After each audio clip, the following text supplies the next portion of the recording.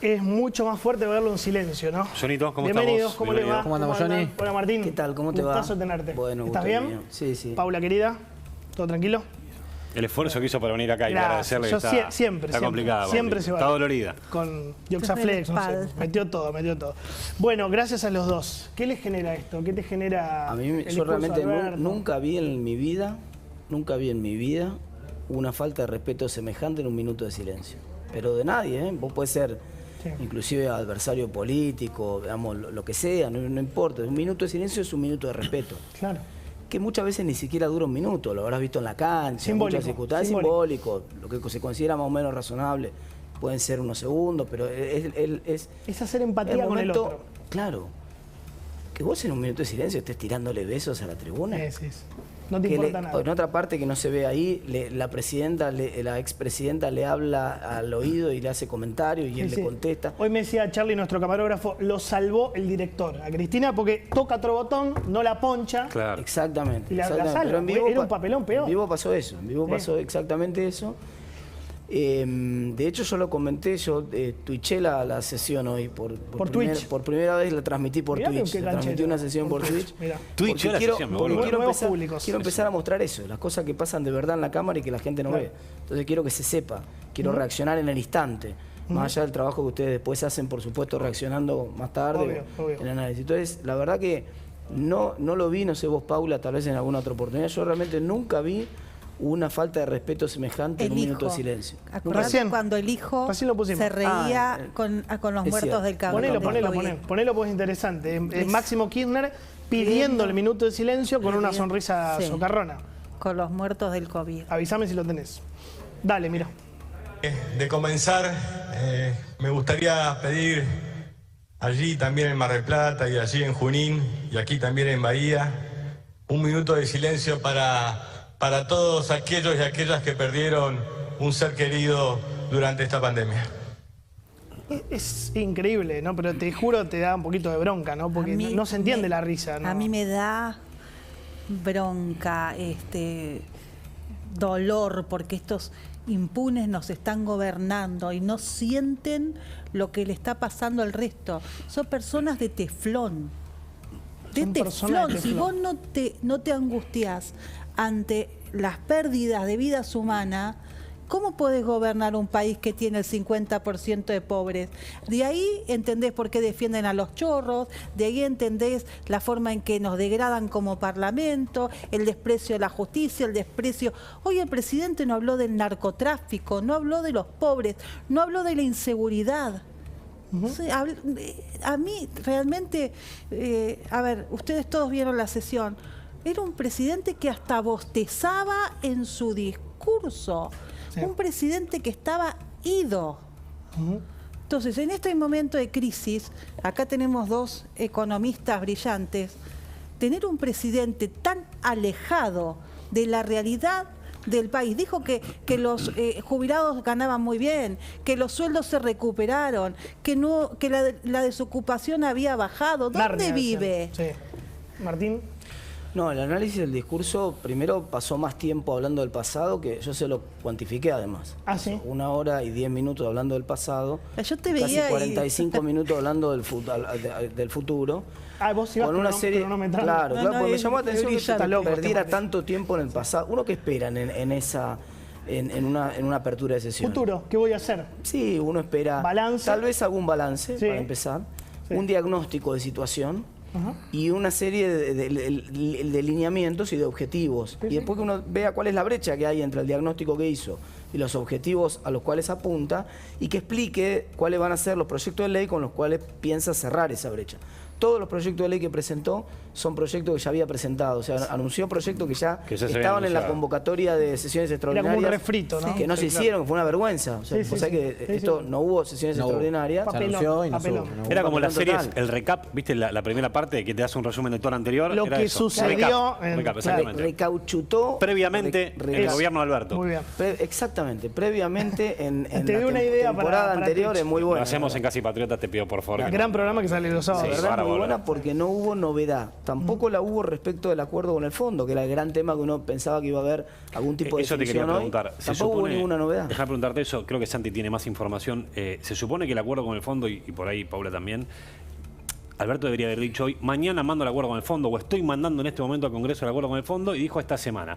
Parece que está atrasado y que no se ponen de acuerdo entre el fondo, el gobierno y la cámpora con la política tarifaria. ¿No es medio vergonzoso abrir las sesiones ordinarias y no tener el acuerdo con el fondo, que es la clave del gobierno? Lo que pasa es que la clave es que al presidente le faltan cojones para gobernar. Y te voy a poner un ejemplo concreto. ¿Qué es lo que está pasando? El presidente va a Washington con su gente, hacen un acuerdo con el Fondo Monetario Internacional y ese acuerdo implica corregir parte del atraso de tarifario que ellos mismos generaron. Eso está expresamente en el comunicado del propio fondo. Hay una reducción de subsidios comprometida y eso implica matemáticamente una suba de tarifas por encima de la inflación. Esto fue lo que comprometieron. Vuelve a Buenos Aires, estalla el bloque, entonces Máximo le dice, nosotros ese acuerdo que hiciste con el fondo no lo vamos a bancar. Y él ahí tiene que tomar el toro por las astas. Y decir, miren, este es el acuerdo que yo pude conseguir, el mejor, el peor, lo que haya sido. Si me acompañan bien, si no me acompañan, se van del gobierno.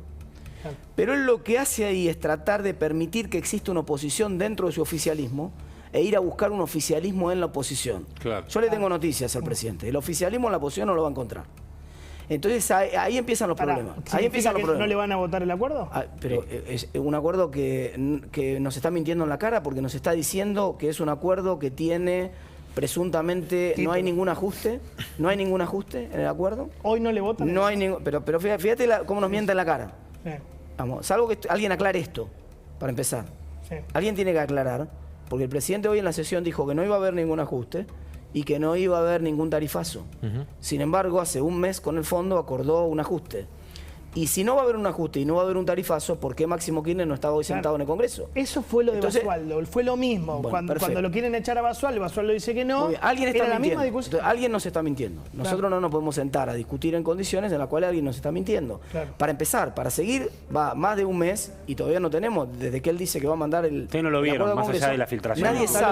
Nadie sabe cuál es el acuerdo. Bueno, de hecho, en la filtración, cuando se habla del aumento de subas de electricidad y gas, aparecen rayitas. Dice, va a aumentar la electricidad, rayita, va a aumentar la electricidad. Esto habría que verlo. Exactamente, esto habría que verlo así en grande. ¿Cuál es el punto? Basualdo y Bernal, que cada uno está en gas y en electricidad respectivamente, efectivamente la cámpora, ya dieron incrementos a lo que son distribuidoras y transportistas. Y lo que falta ahora es la generación. Pero ese aumento que ya dieron ya es 20% en las tarifas. Ya va a pasar el 20% para todos en las tarifas. De movida. De movida. Entonces lo que se está discutiendo es cuánto vamos después. El objetivo de Guzmán implicaría que las tarifas suban 80%. Y la inflación es va a ser cercana al 50 y pico por ciento, pongámosle. Entonces, es lo que no están avalando. Entonces, la discusión es entre 50% y 20%, ¿en dónde empezamos a Lo que pasa que, y déjame preguntarle a los dos. Hoy preguntaron al gobierno por qué no entró de acuerdo con el fondo. Entonces me dicen, el fondo pide que suban 10% las tarifas. Alberto la quiere subir 5 o 6 y la cámpora 1. No se ponen de acuerdo entre ellos. ¿Cómo van a esperar que ustedes voten el proyecto? Digamos, si no logran convencer a Máximo. Exactamente, es medio extraño que el presidente nos pida lo que nos está pidiendo en el medio de una sesión en la cual todavía, porque yo te voy a ser honesto, de hecho esto está grabado en el Twitch, cuando el presidente empezó a hablar de que ya no iba a haber un ajuste y de que no iba a haber un tarifazo, yo entonces lo que conjeturé es que habían cerrado la cuestión interna entre ellos y que por lo tanto Máximo iba a votar esto. Claro. Parecía lógico. No, pero ahora, si después de esto no está cerrado, Máximo no va al Congreso y no lo vota, entonces yo digo, bueno, pero entonces no es eso lo que arreglaron. Déjame ver, y le sumo a Paula, lo que pasó hoy con la oposición, porque hasta ahora hablamos de Alberto, hablamos de Cristina, todo, pero pasó algo muy importante, que es que en un momento una parte de la oposición, que no son ustedes, ni Coalición Cívica, ni Radicalismo, el PRO, se levanta y se va. Dejar constancia que este acuerdo tampoco releva al Poder Judicial de avanzar en esa investigación. Los argentinos y las argentinas tienen el derecho de saber cómo ocurrieron los hechos y quiénes fueron los responsables de tanto desatino.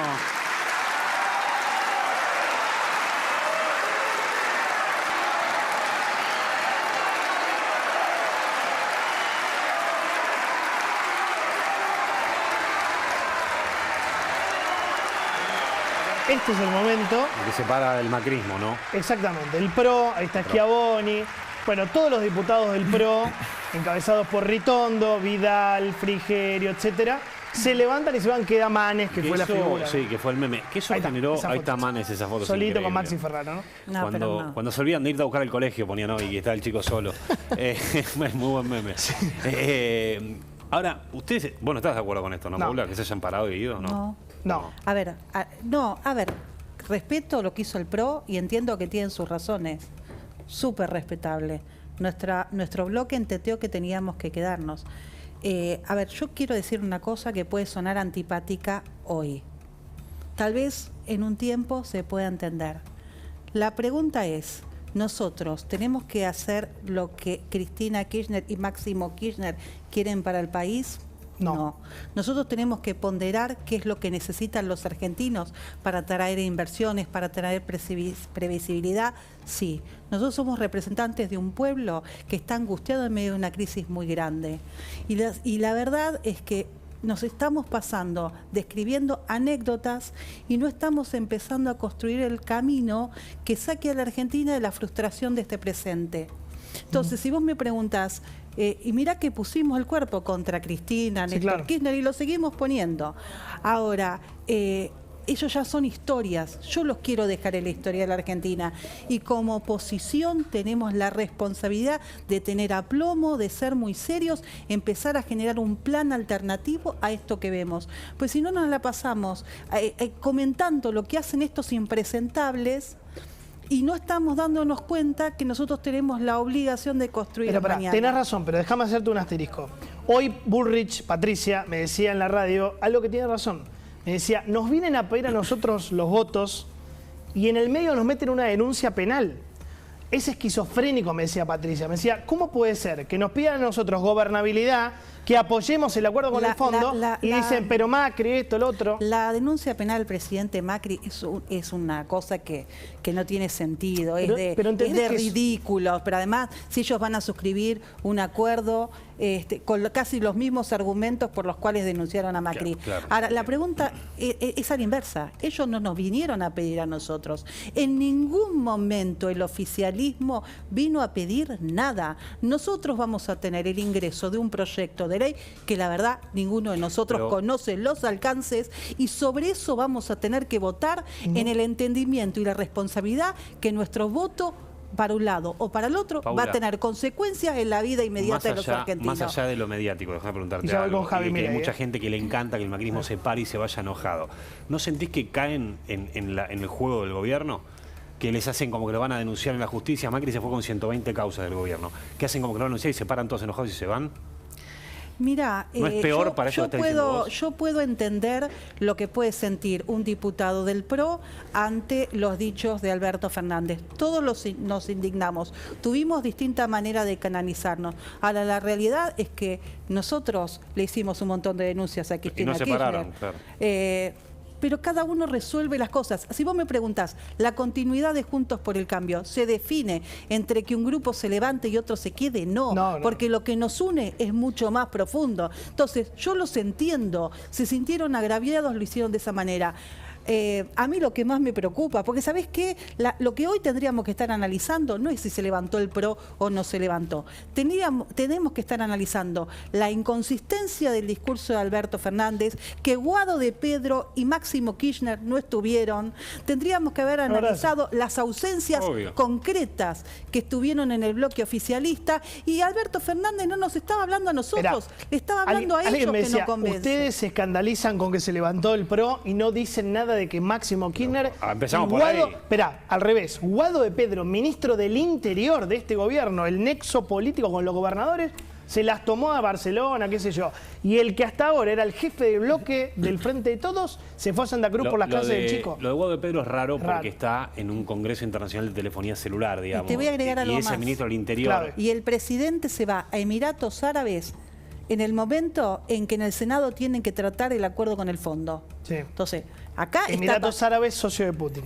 Sí, o Arabia, no sé, creo que Emiratos Árabes. Acá está pasando algo que si nosotros podemos ver la superficie, pero tenemos que como dirigentes políticos mirar qué está pasando más abajo. Y lo que se escuchaba en la bancada oficialista no era nada bueno para Alberto Fernández. Martín, sobre todo esto, el que se levanta una parte... Coincido 100% con lo que dijo Paula. Me parece respetable y valiente la actitud de los diputados que se sintieron agraviados por la referencia a la denuncia. Vos te quedaste, no te levantaste. No, Evolución no se levanta. Porque, mira, ¿sabes qué pasa? Si yo me voy a levantar cada vez que el kirchnerismo miente... ¿Entendés? Claro. Tengo que ponerme un sub y baja. Entonces, estaría flotando en el aire. Cada vez que el kirchnerismo miente, me tengo que levantar, me voy, me tomo un café, vuelvo, me siento, vuelven a mentir, me levanto de vuelta. Entonces yo tuve una forma, cuando me cansé de las mentiras del kirchnerismo y de las referencias a la Pero Macri, me puse una camiseta. La remera, la famosa remera. Me puse una camiseta. Me puse una camiseta quiere decir, metafóricamente, todo lo que implica, me puse la camiseta. Sí, claro. No es solamente la Pero Macri, me puse la camiseta. Te jugaste. Exacto. No siendo del macrismo, digamos, siendo de otro lugar. Exactamente. Siendo radical. Exactamente. Entonces, me parece que la forma es dejarlos en evidencia. Hay dejarlos en evidencia. Hoy escribí una columna en La Nación, que la acabo de la subí en versión electrónica hace un rato. Ya está en las redes sociales, donde termino con el verso del kirchnerismo sobre el fondo. Le explico exactamente por qué se contrajo la deuda con el fondo, dónde está la plata de la deuda con el fondo, cuál es la responsabilidad de Cristina en la deuda con el fondo, porque acá está todo el mundo hablando de la deuda con el fondo, pero Cristina dejó la deuda con los jubilados más grande de la historia argentina. Nadie habla de eso. Y la tuvo que arreglar el gobierno que siguió. El kirchnerismo, cuando el gobierno que siguió mandó la ley de reparación histórica al Congreso para pagar la deuda de los jubilados, el kirchnerismo se ausentó del Congreso. Así es. No fue. No dio el presente. El mismo kirchnerismo, ahora nos piden responsabilidad política a nosotros. Pero el mismo kirchnerismo que causó la deuda esa. Esta es la nota el problema de fondo de la Argentina, exactamente. El problema de fondo en realidad no es el fondo. Esta es la realidad. El problema de fondo no es el fondo. El problema de fondo es el déficit fiscal en Argentina. Si Cristina hubiera conservado el superávit fiscal que heredó en el año 2007, nosotros no hubiéramos sido... Primero no hubiera crecido la deuda con ella. Ella asumió con 170.000 millones de deuda y se fue con 240.000. Pero en segundo lugar, tampoco hubiera sido necesario ir al fondo de ninguna manera porque hubiéramos tenido superávit. Nadie con superávit va al fondo. El problema central es el déficit. Y si nosotros no resolvemos, y este es el drama de la propuesta insuficiente de Alberto Fernández, él no explicó hoy en el Congreso, y hasta donde yo sé, la propuesta que están trabajando con el fondo no da garantías de que Argentina resuelva los problemas estructurales que tiene. Me tengo que ir con Javier Milei. Gracias, Martín. Un lujo. Gracias. La última sobre Rusia y Putin. Carrió dijo que Putin es Hitler. Sí. ¿Putin es Hitler para vos? ¿Por qué? Bueno, porque en principio se ve que tiene vocación expansionista, que no respeta las fronteras, no respeta la autodeterminación de los pueblos, tiene un total desprecio por la vida humana y es un mentiroso sistemático. ¿Y Cristina es Putin? Porque creo que Carrió dijo, Putin es Hitler y Cristina es Putin. Bueno, por lo tanto... Claro. Sí. A ver, a mí no me gustaba analizar el Holocausto, ni banalizar lo que es la figura de Hitler. Lo que sí, a estos tiempos, uno puede encontrar muchas similitudes. Incluso la Argentina, como no se jugó en la Segunda Guerra Mundial... Sí se jugó, ¿eh? Se jugó para un lado. Se jugó para un lado. Y después era neutral hasta que dejó de ser neutral, creo que un día o 2 días 4 días antes de que termine la guerra. Pero sí jugó para un lado Argentina. Sí jugó para un lado y sí vimos cómo los nazis se refugiaban en la Argentina. Pero como el revisionismo histórico es difícil en este país, yo creo que nosotros tenemos todos los argentinos que condenar lo que está pasando en Ucrania y decirle al mundo y a la humanidad que el gobierno argentino no está representando en este momento la contundencia y el rechazo que tiene nuestro pueblo a las actitudes que está teniendo Putin. Hablando de eso, buscame el tape del nene de 9 años o 10 años. Yo lloro cada vez que... Es tremendo ese video, ¿no? Es el nenito despidiendo al padre, ¿no? Sabiendo que el padre se queda a combatir en Kiev. Se queda solo. Bueno, escenas de la guerra de toda la vida. Te agradezco y me voy con Javier. Dale, mostrame.